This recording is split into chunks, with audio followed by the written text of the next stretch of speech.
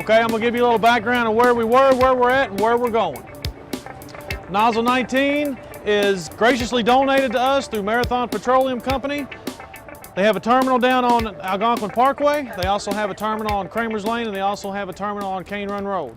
Okay, through their community outreach program, as well as protecting their facility, they have purchased, AKA Big John, about 1.5 years, maybe 2 years ago. As they were storing it at their facility on Kramer's Lane, they realized a few things. One, they don't logistically have the people to staff it, nor do they have the resources to be able to pump to it. So they contacted some local fire departments. Louisville Fire Department jumped on it as quickly as we could, and they donated this trailer to Louisville Fire Department. With its capabilities, it will flow up to 6,000 gallons a minute, so it will flow a lot of water. Along with flowing a lot of water, you can imagine it has a lot of what? A lot of back pressure. So when I get into the safety aspects and the components of this trailer, please listen up. It flows up to 6,000 gallons a minute. You're looking at around $120,000 piece of equipment right there. It's capable of flowing water as well as a foam solution. The foam solution we will get into here in a little bit. It also has the capabilities of flowing Purple K. Is anyone here familiar with Purple K? Purple K is a purple fire retardant extinguishing agent. We used to have a lot of it out on Rescue 46 that was housed at Quint 10. One of those things in the future we're wanting to do is we're wanting to add a foam trailer that will have the capabilities of having the Purple K attached to it. So that's kind of one of the things we want to be at in the future. So with the GPMs on this nozzle, we have these little rods here. We're going to call them locks. All right, I said up to 6,000 gallons a minute. Depending on the size storage vessel that we're trying to extinguish, gives you a different application rate. So if I have a 120 gallon diameter tank, it may require 4,000 gallons a minute, whereas a 50 foot diameter tank may only require 3,000 gallons a minute. So we have the ability to adjust our GPMs coming out of that nozzle. What these rods do is, as you can see, they are different sizes in length. The longer the size, the smaller the GPMs, because what this does when you screw on there where Captain Melendez is screwing the rod into place, what it does is it will lock internal components of the nozzle to keep the nozzle from sliding forward. When the nozzle slides forward, it gives you more GPMs, more air, and a longer reach. So it does a couple things there. It introduces more air. If I lock it off, it won't introduce as much air, restrict your GPMs, and it also affects the reach. Like I said, the reach on this, all conditions perfect, low wind, 6,000 GPMs a minute. I can flow roughly 450 feet, which is a pretty long distance. Today we're going to be flowing anywhere from 3,000, 3,500 GPM, so we're going to be right around half of what the capabilities of this trailer are. We're going to reach out probably about from here to about midway to that pillar with the restricted sign on it. Full capacity, we may come close to it. That's a long reach, a lot of water, a lot of pressure, re-emphasizing safety. The Purple K. With the Purple K, you see that the center of that nozzle is hollow. It's hollowed out, it goes straight back to this point right here.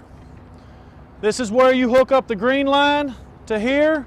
The other end of the green line gets hooked to your Purple K supply.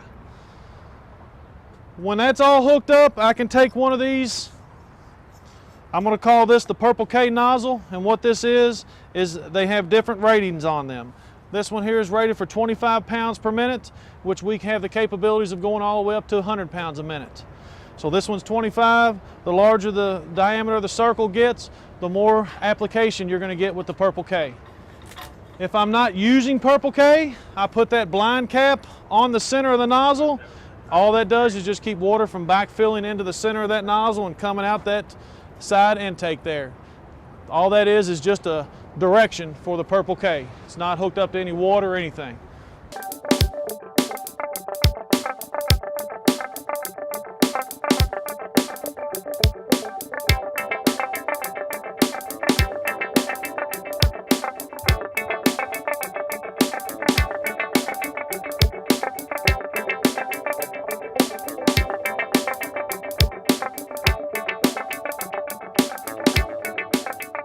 trailer itself, we're going to locate the trailer as this being the back. The front is going to be the tongue end, and then you have your sides.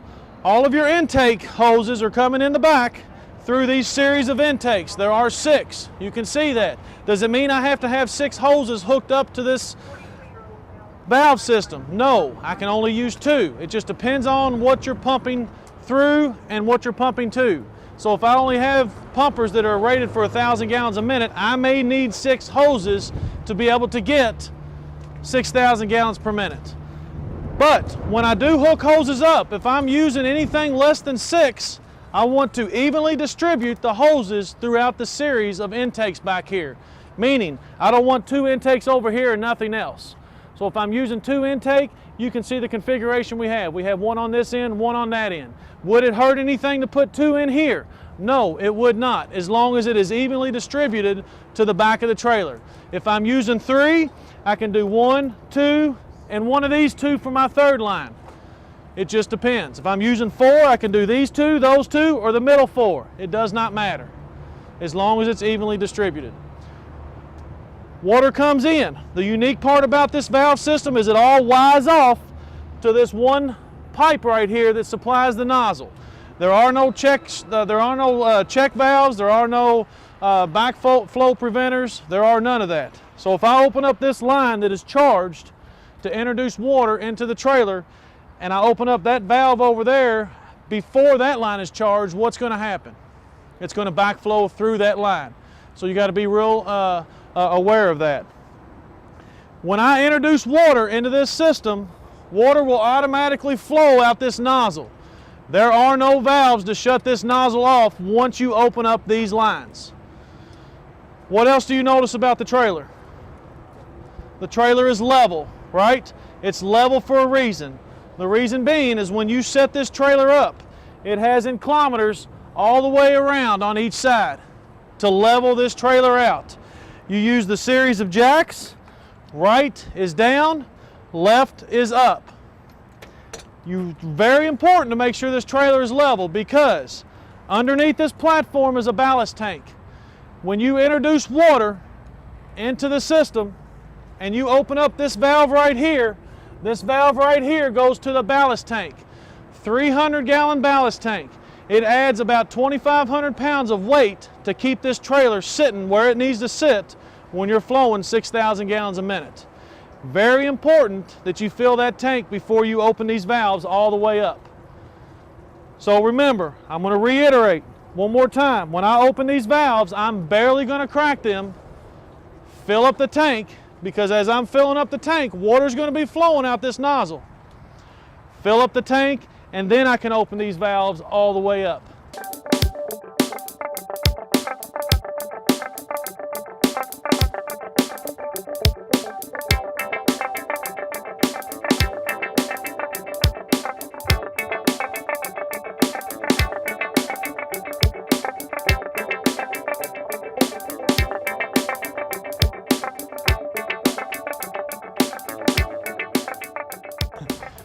When we operate this nozzle is always going to be operated off the tongue end of the trailer or the front end. We never want to go off the rear. We most certainly don't ever want to go off the sides.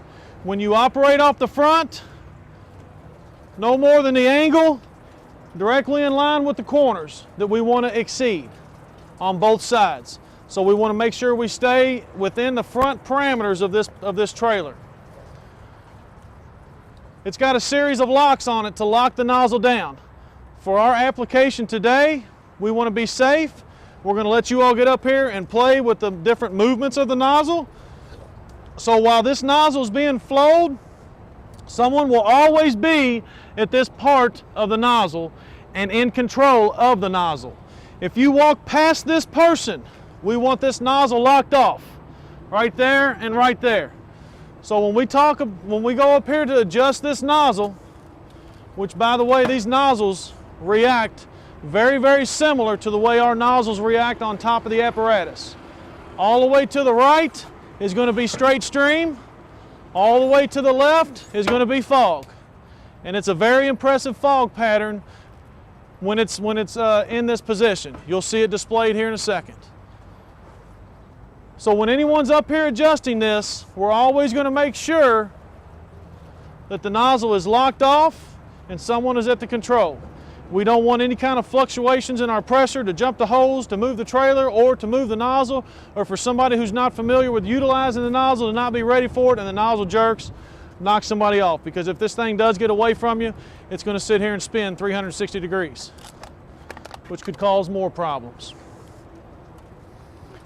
When you're operating this nozzle, you want to operate the nozzle to straight stream select slowly. Okay, once you get it on straight stream, you can go a little bit further with it in a little quicker fashion. But when you get to this point right here, you want to kind of slow it down a little bit, because when it jumps to fog and jumps out of fog, your hoses will start jumping, and that can scoot the trailer. So make sure you go at a slow fashion. Very slippery surface when water gets up here. Be careful getting up and on the trailer. This trailer is able to be set up on pavers, concrete, gravel, grass, anything like that, okay? The thing that you have to watch out for, if you set it up on any kind of a surface that absorbs water or can start to get a little mushy, you need to make sure that the trailer stays level. So periodically check the leveling all the way around the sides of the trailer to make sure you're not sinking into the ground. Any questions on that?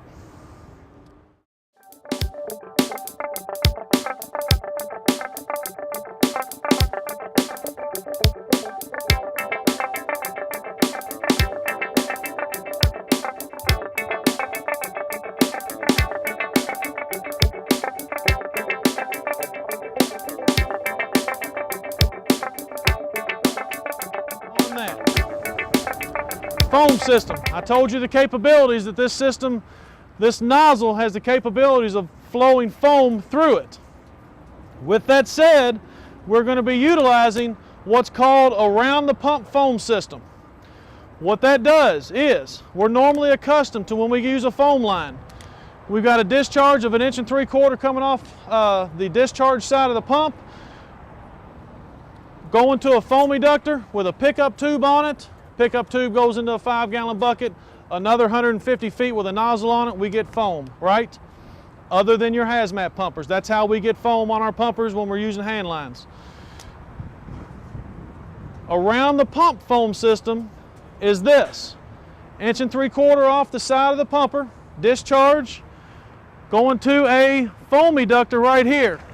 This foam eductor has a pickup tube going to the foam source. The foam source is drawing the foam out, re-entering the foam water solution into a 3-inch line, which now goes back to the pumper on the intake side of the pump. So I'm doing a big circle with my water. Is everybody with me so far? That does several things. One, that makes every discharge on that apparatus a what discharge? Foam discharge. So when you're out there and you're doing a foam around the pump system, don't open your tank fill to try to cool your pump. Cool it another way. Open up a booster line or something and flow just a little bit of water, whatever you got to do. Once you crack open that tank fill valve, what's going to happen? You're going to get foam into your booster tank, and it's going to take you a long time to get that out. The other thing this gives us the capabilities of doing is this. This box is not secured to the trailer. Logistically speaking, if we have to set this trailer up on one of our bulk storage container fires, we are not going to get this trailer and the foam operation right next to each other. So going around the pump foam system gives us the capabilities of pumping foam from up to 1,000 feet away. So we can pump foam from 1,000 feet away to that trailer, no problems. So with that said, that everything that you need for your foam around the pump system is in that black box. If for some reason we do go to a facility, we can drop that black box at the gate or wherever we think we're going to set up our foam operation at and leave it there, and then take the trailer to wherever it needs to be set up. When you set this trailer up, you always want to make sure what? Just like we would any kind of a hazmat. We want to set it up upwind from the incident and within the parameters that we can have reach. The reach on this trailer, did I go through this already? The reach on this trailer up to 6,000 gallons a minute can be 450 feet. Did I already mention that? I'm starting to I've done this so many times, I don't know if I've said this or not. So,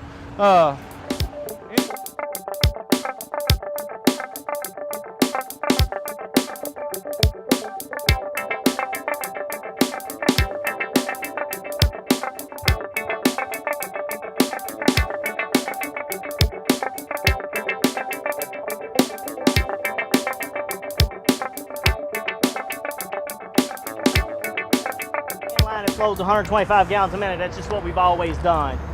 This is designed for a specific purpose, a bulk storage tank of fuel. So there's some mathematical equations you got to do to figure out how much water solution you need. So we're going to try to get some diagrams of the facilities and actually put the water foam solution you need for each tank in a packet that's in that box. Otherwise, it's going to be difficult to try to work through all this stuff in the middle of the night, and it's going to be tough for anybody to remember. I don't expect anybody to. So basically, our largest tank we have on Algonquin Parkway, we will need 1,800 gallons a minute of foam water solution. All right. There's a bunch of different size tanks there, and they all have different calculations because they're all different diameter tanks. So the duration you're wanting to flow, if you do all the calculations, you got to have the square footage of the tank, you got to have the application rate, and then you got to multiply that by 65 minutes and whatever percentage of foam you have. That gives you the total amount of foam concentrate you need, the amount of gallon a minute that you're trying to apply. So logistically, you can see in an application like that on a 120-foot tank, it'll take about 15 of these 250-gallon totes. That's how much foam we need. Mix it with water at a rate of 1,800 gallons a minute, 3% foam. So quite a bit. So logistically, it's going to be some problems. Don't expect to happen anything fast. The folks that are on 19s or anywhere close to that area, if you make a fire, you're going to pull up, control the exposures, keep the exposures cool, and then we're going to have to wait until we get a bunch of answers before we start throwing any foam. A couple of the answers we need is how much product's still in the tank. We don't want to apply too much to it and overflow the tank. That's going to make our problem bigger. So we have to determine that. We need to know how much is going on there. We need to determine how much and logistically get all the foam there and get all this set up. So realistically, hour and a half, you're really going to be doing nothing but pulling exposures and letting the tank burn. If it's a full tank fire, like if the lid fell and the whole tank's on fire. If it's a small fire on a seal or something, that's not what I'm talking about. I'm talking about when the whole tank's on fire. So we've got our foam at the scene. We've got our pumper and a source of water. We've got this all set out. These values on here are not percentages of foam. To use this round of pump foam proportioner, you got to know how many gallons a minute you're attempting to flow, and then you figure out from there what percentage of foam we're using, and then you go to that line and then you move the selector to that, and it will proportion it correctly. So let's say we're going to do 1,000 gallons a minute. We're using 3% foam, so we would come down to 3% line, 1,000 gallon a minute line. We need to set our proportioner here at 5.4. That will deduct 3% foam at 1,000 gallons a minute. That's the rate it will deduct. So when you're doing something like that, that's sucking that down in a hurry. You're using 40-45 gallons a minute of that tank really quick, so it's noticeable. And I tell you that because if foam's not cruising through here and that's the rate we're applying it, you've got something going on. We need to figure out what it is. We're not getting enough foam. So one of the things that can cause that is our intake pressure is too much. Remember Major Lyman said we're going to get into a supply, we're going to come off a discharge, come through the proportioner, go back into the intake side of the pump. Well, if your supply from the hydrant is pretty close to the supply we're trying to shove back in, we put 150 on here. So let's say the supply coming from the hydrant is up over 100, you may not be able to adduct enough foam into that. That could be causing you a problem. The pressure reducing valve that Major Myman's got his foot on what that is used for, you stick that in line on your intake and you put it on auto, and that will reduce the pressure that's coming into the pump to allow you to have enough pressure coming back in from your eductor to introduce foam into your pump. That makes sense? I didn't lose anybody? If we're on a city water main, I do not think that's an issue. At best, when you very first start out now, the water mains are between 80 or between 90 and 100 on a really strong end. When we get set up like this and you've got a few deck guns and ladder pipes going to cool tanks, you're not going to have that type of pressure. So it's going to come down.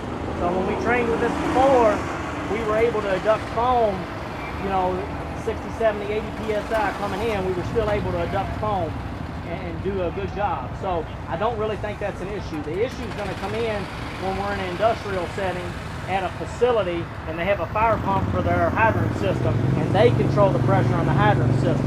So if they're jacking their pressure on their hydrant system up, we have to bring that pressure down or you're not going to educt foam into there. All right? So basically, we stick that in line on our supply, stick a 25 footer off the other side of that into the pump, flip it to auto, and leave it alone. If you have a pressure problem, it will bring it down automatically. If you don't, it's going to be fine. Major Mom, I'm going to flip this around. Be mindful of the flow direction. If you hook it up backwards, it's not going to work. It has a set way the water needs to come from the hydrant in. So it's got a big arrow, so it shouldn't be an issue, right? All right. Any questions on how this proportional works? And again, the main thing I want you to take away from here, that is not percentage of foam. That is what you need to set the dial to so it proportions it correctly based off what you're flowing and what percentage of foam you're using. Hold on. That's going to be from between your hydrant and your pump. Correct. Yes. Okay, you got to follow the arrow. If you got too much pressure, you turn that down. You just turn it to Just auto. turn it to auto. It's on. It'll do it on its own. This will only go one way. Keep that in mind. Yeah, it only goes one way.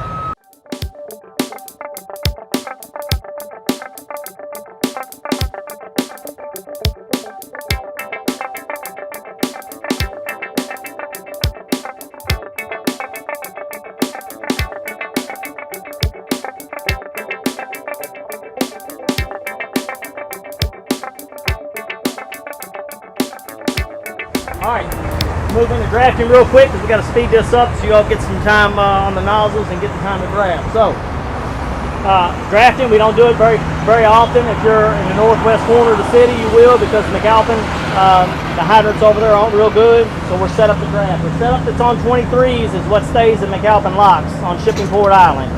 So the draft hose and the floating stringer and all that is already sitting over there ready for us to use. We borrowed some of the other equipment. So basically on draft, you get to the source of water, hook your hard suction up. We're using floating baskets is what you need to use in the river. You only need 1 foot underneath that basket to draft. Hook your draft hose onto the pumper, get your apparatus in volume, throttle up between 1,000 and 1,200 RPM, push on the primer motor, and a couple things will happen. You'll start to see water rise in the hard suction. The hard suction will start pushing down because of the weight of the water. When water gets in the pump, it will be a distinct sound difference, and you'll see it rise on your pressure gauge. The biggest thing that trips people up when you're drafting is expecting to see something on the intake. You're not going to ever see anything on the intake because you're pulling a vacuum to make that happen. So there is no positive water coming in. So unlike when you're in a hydrant and the intake or the intake side of the gauge flips up, don't expect that. It's not going to happen. As soon as you get water on your pump, as soon as you got pressure on the pressure gauge, turn on a booster or a trash line or whatever and throw it right back in the river. That way you don't lose your prime. If you just sit there and don't move any water and you got some leaks going on in there, it is going to lose the prime. Once you have it, you don't want to lose it. So start flowing water. As long as you're flowing water, it's going to be fine. You're not going to lose the prime, okay? Our limitations.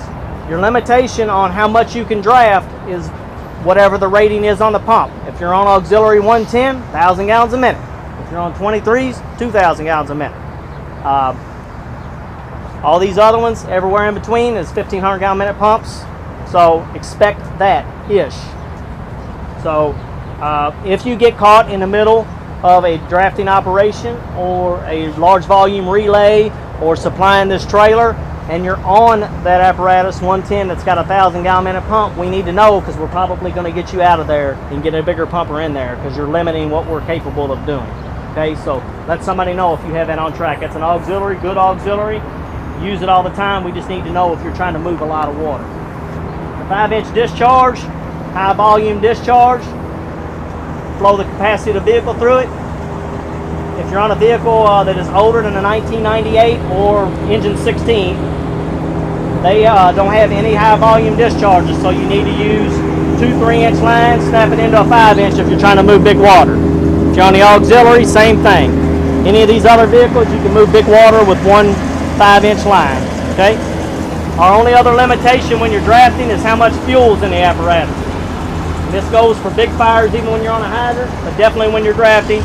You throttle up between 15, 16, 1800 RPM, you're going to suck down fuel in a hurry. Be expecting to suck it down at a rate of about a 1/4 tank an hour.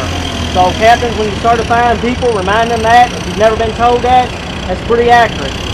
So I tell you that because if you start out an operation under 3/4, which you're not supposed to, you're supposed to top them off at 3/4, within an hour you're going to be at a 1/2 tank. And we need to know when you get at a 1/2 tank, because if we're still carrying on our operation, we need to get the fuel truck there, and it takes a little bit of time to get that worked out.